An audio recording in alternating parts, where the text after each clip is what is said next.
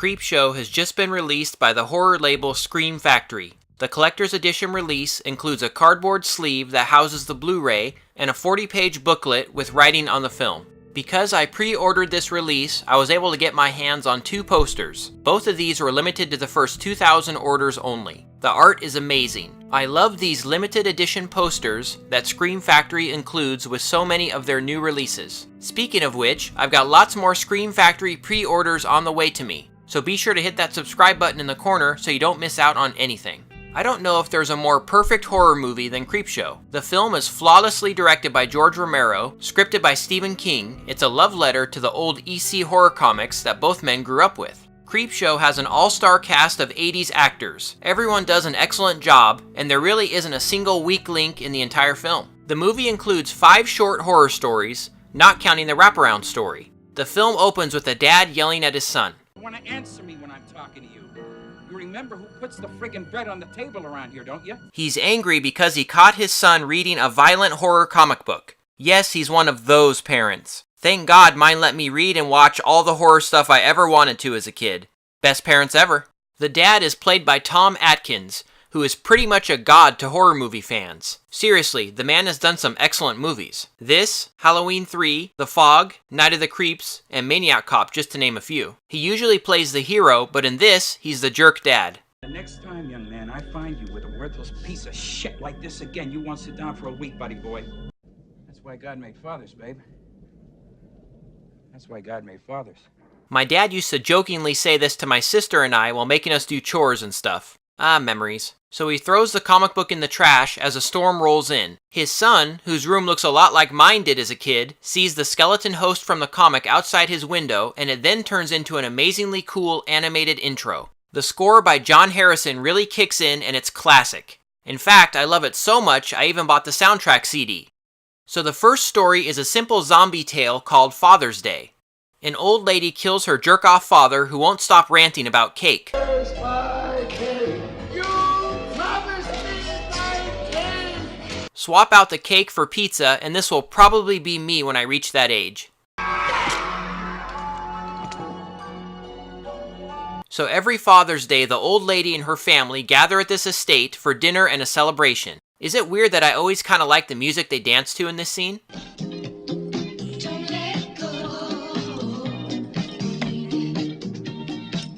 Ed Harris is a much better dancer than me, though. So the old lady, Bedelia, rants at her father's grave, and we are then treated to a very cool zombie, courtesy of horror effects legend Tom Savini. The makeup effects, lighting, music, it all works beautifully in this scene. So the resurrected old man goes on a killing spree while ranting about his cake. He really likes cake, apparently. And, well, he ends up getting it.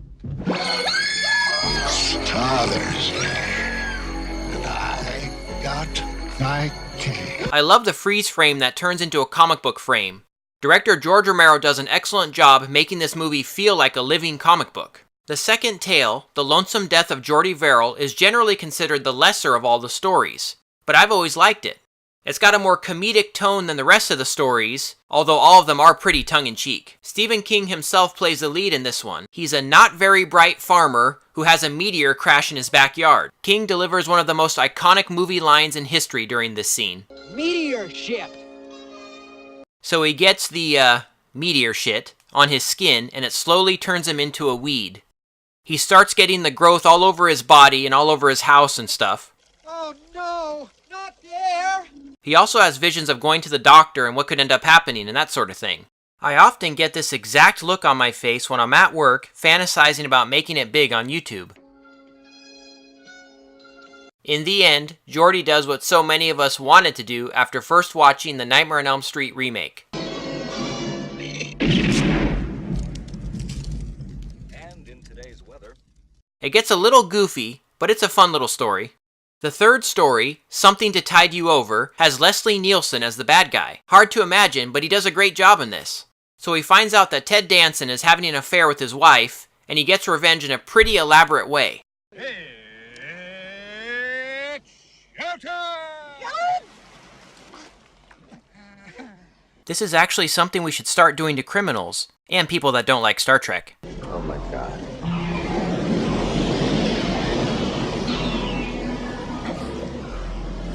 So they both drown and Leslie Nielsen goes home, but they have returned from the grave to get their revenge.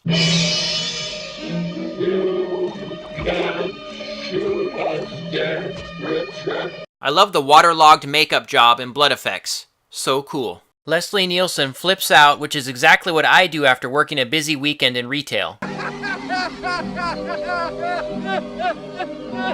In the end, his victims get their revenge. The crate is my favorite story in the movie. It has to do with, well, a crate that a janitor finds hidden away. Meanwhile, Professor Stanley and his buddy Henry are at a university function. Hal Holbrook plays Henry, and between this and his appearance in The Fog, it really solidified him as a great horror icon to me. His wife is played by the legendary Adrienne Barbeau, who has also appeared in many horror and sci-fi films. And she does an excellent job as a controlling and overbearing wife. Henry has all these visions of murdering her in some of the funniest scenes in the story. Oh, God, Henry, what's wrong now? Not a thing, Wilma. Everything's just fine. So the janitor calls Stanley, and he goes over to check out the crate. They get it open and finally discover what's inside. The Creature by Tom Savini is iconic. It goes on a killing spree, and the gore effects are wonderfully gruesome.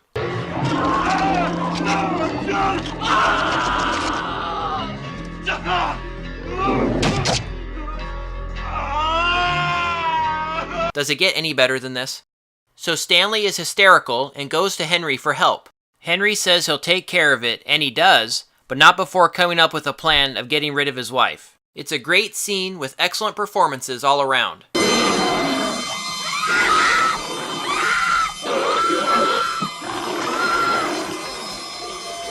So Henry tosses the crate off a cliff and into a lake. He's happy to finally have a chance to play chess twice a week with his buddy now. It probably would have been easier to just divorce Wilma instead of feeding her to a beast, but it's fine. The final episode, They're Creeping Up on You, is my second favorite in the movie. It's about a germaphobe and all-around horrible guy named Upson Pratt. He's got himself sealed up in his germ-proof apartment. It's not, however, bug-proof. Actor E.G. Marshall plays Pratt to perfection. I've got to let you go, George. You did well. Go out and fuck somebody. But wear a damn rubber. Everybody's got the damn herpes these days. Throughout the episode, you just love to hate him. You will have no job by midnight tonight, do you understand me? And then next year you can take the wife and kids to Disney World on your fucking welfare check. Have you got that? The episode has lots of scenes with the bugs that are guaranteed to make your skin crawl. Ugh. In the end, Pratt ends up getting what's coming to him. Can you imagine if this scene were done today? It would have computer-generated roaches and be a mixture of practical and computer effects. But this awesome scene is done all practical in this movie, and it just looks amazing.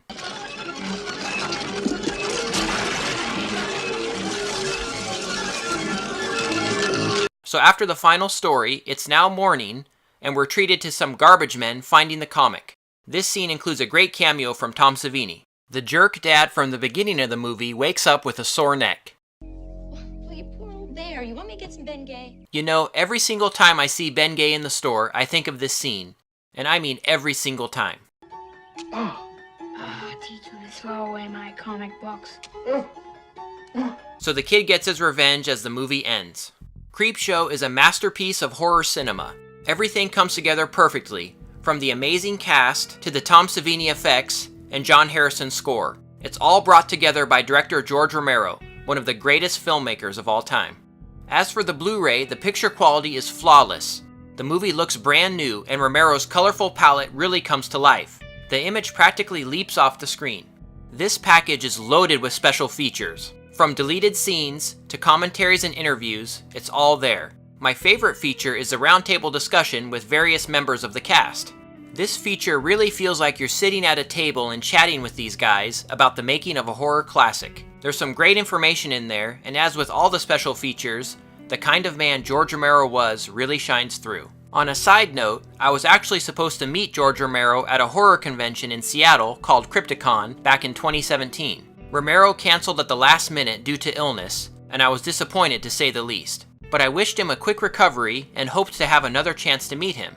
Sadly, a few months later, he was gone. The last 3 years have seen the loss of these horror legends: Wes Craven, Tobe Hooper, and now George Romero. Of the big 4 horror directors from my childhood, only John Carpenter remains.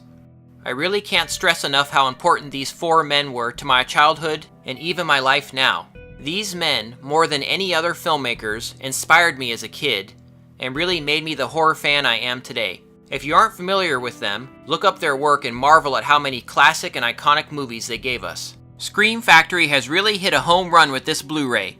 It's true that the company has hit some bumps in the road lately, but this release shows why they are one of the best in the business. Highly recommended.